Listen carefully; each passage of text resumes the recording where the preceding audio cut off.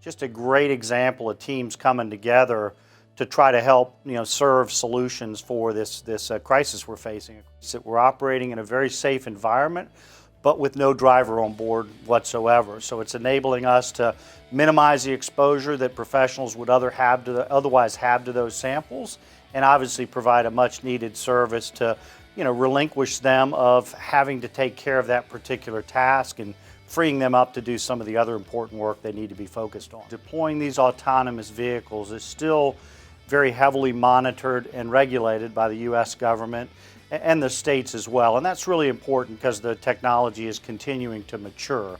And so putting the right use case together as far as how we separate these vehicles from interaction with traffic and pedestrians and design a very safe route, these technologies can in fact be used today, as we're proving out here at Mayo Clinic. I think game-changing as it relates to the use of these technologies for various purposes, but it's also, the reality of it is, it's not something we could just flip a switch on and do this across every medical center in the country. But for the future, it's certainly, I think, a real eye-opening opportunity for us to repurpose these technologies in time of need.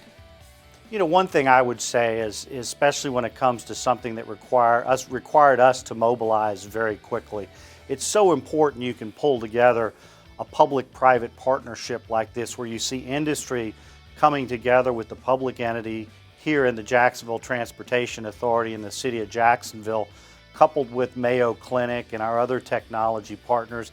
It's awesome to see what we can do in a very short period of time when we get all aligned behind the same goal.